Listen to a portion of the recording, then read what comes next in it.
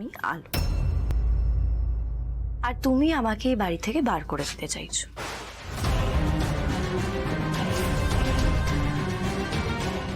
দেখো, তুমি আলো দিদি নও, আর তুমি আলো দিদি হতেই পারো না, সেটা আমি চাইলেই প্রমাণ করে দিতে পারি।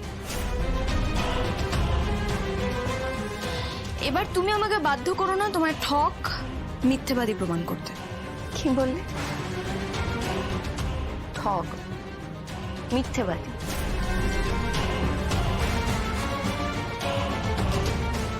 দেখো রাধা, পুপুল কিন্তু আমাকে সবটা বলেছে যে তুমি হঠাৎ করে এই বাড়িতে উড়ে এসে চলে বসেছো, জোর করে আমার আদিকে বিয়ে করেছো, আমার আদির বউ হয়ে ওঠার চেষ্টা করছো, আবার এই বাড়ির বড় বউ হওয়ার মর্যাদাও পাওয়ার চেষ্টা করছো। এটাই তোমার ধান্দা, তাই তো?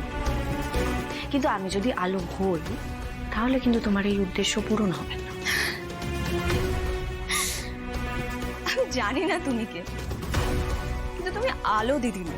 তুমি কি করে এতটা নিশ্চিত হচ্ছ? আমি যখন এই বাড়িতে ছিলাম তখন তো তুমি এই বাড়িতে ছিলে না, তাহলে?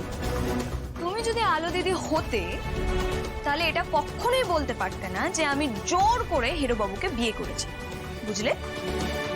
মানে তোমাকে একটা গোপন কথা বলি, শুনবে? আলো দিদিকে না আমি মারা যাওয়ার পরও দেখতে পেয়েছি, আর আলো দিদিকে আমি ভালোবেসে ভূত দিদি বলে ডাকতাম। তাই আমি জানি যে উনি মারাই গেছেন। কি বলছো তুমি এসব? যত সব আজগুবি কথা, কি বলছো? সে তুমি যাই বলো, কিন্তু আমার কাছে সত্যিটা সত্যি। ভূত দিদি আমার বন্ধু ছিল, আর আমাকে সব বিষয়ে সাহায্য করতো, তোমার মতো এরকম ছিল না।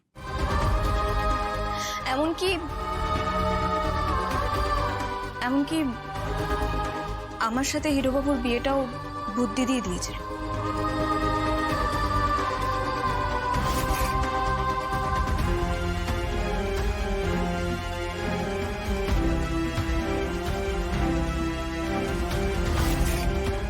আমার স্মৃতিতে ভূত দিদি হিরোবাবুর হাত দিয়ে সিঁদুর পরিয়ে দিয়েছিল।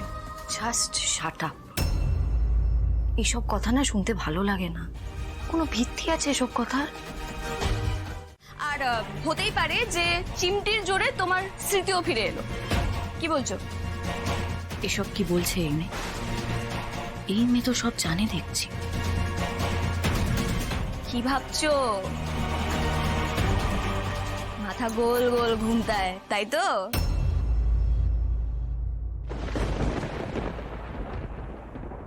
আচ্ছা শোনো, মেনে নিলাম যে আমি আলো নই, তাহলে আমি কে? কোনো প্রমাণ আছে যে আমি কে? কোনো কি উত্তর আছে তোমার কাছে যে আমি কে? সেটাই তো জানার চেষ্টা করছি আমিও। আর আমি কথা দিচ্ছি খুব তাড়াতাড়ি তোমার পরিচয় খুঁজে বের করব। তবে একটা কথা, তুমি আর যেই হও না কেন, মানুষটা খারাপ নাও। যেভাবে তুমি পুপুলের সাথে সময় কাটাচ্ছ সেটা দেখে মনে হচ্ছে যে তুমি সত্যিকারেরই একজন মা।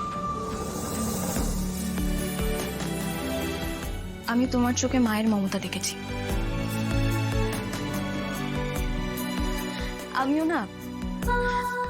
আমার পুপুলকে খুব ভালোবাসি। আমি প্রথম দিনই তোমার চোখে পুপুলের প্রতি যে ভালোবাসা দেখেছি না, সেটা একমাত্র মাই পারে। একমাত্র মায়ের নজরই একটা শিশুর প্রতি এত ভালোবাসা দেখাতে পারে।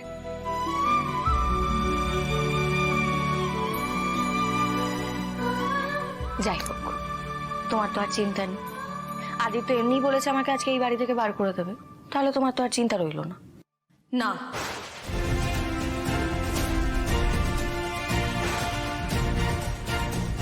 তুমি এখানে কেন এসেছো আমি জানি না। এটা পরিকল্পনা, দুর্ঘটনা, নিয়তি, যাই হোক না কেন, সত্যিটা আমি খুঁজে বের করবই।